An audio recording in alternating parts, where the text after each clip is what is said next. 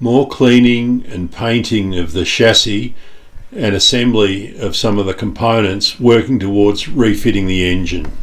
So I've got the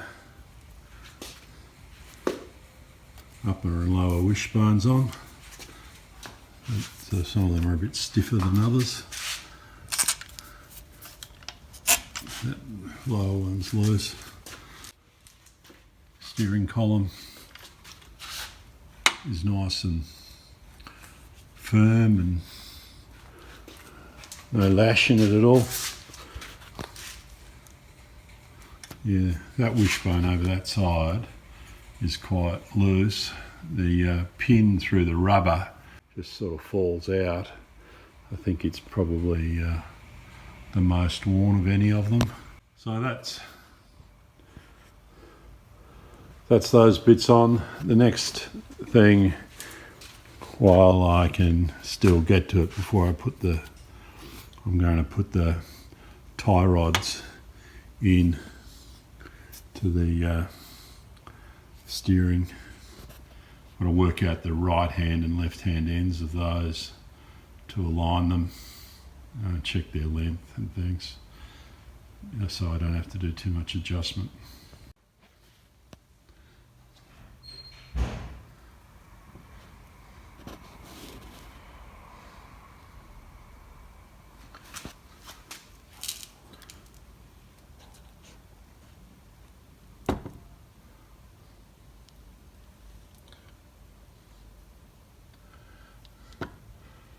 So that's the hubs on.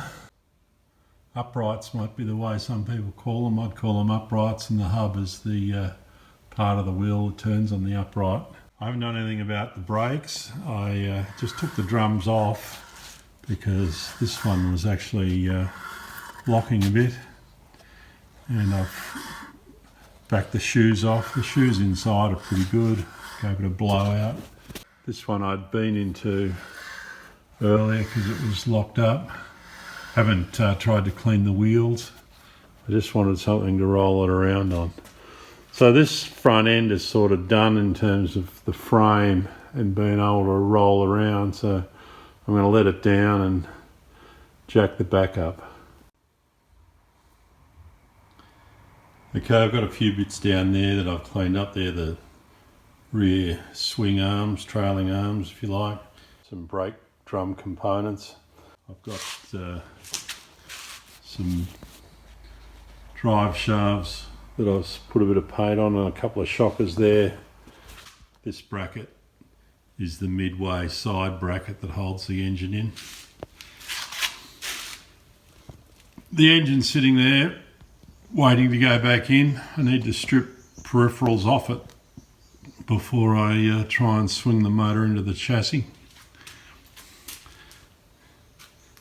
The chassis has got the front wheels on it, most of the front end assembled. It's currently got some paint drying on the rear of the chassis. The hole in the side here is where the removable piece goes, and the motor's got to sort of swing in.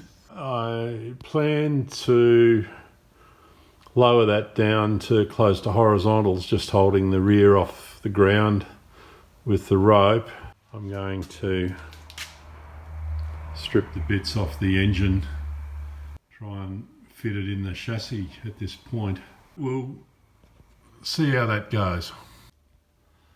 Okay, I've been fooling around for at least an hour slotting the motor in, and sitting down thinking, oh, it's about time to go out and have some dinner.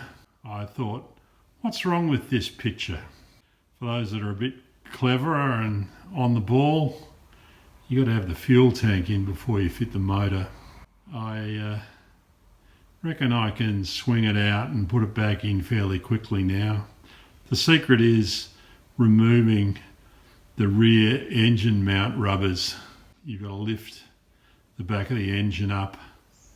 You can sort of do that while the front pin is still in place, high enough to get the rear engine rubbers out.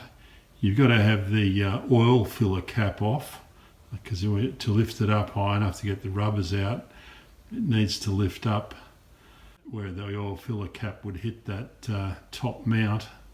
It's a juggle.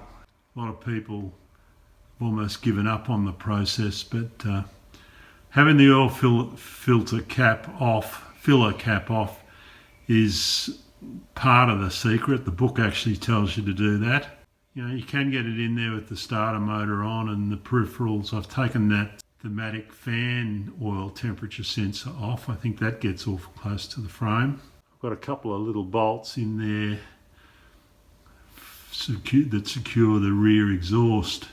I think one of those fouls as well.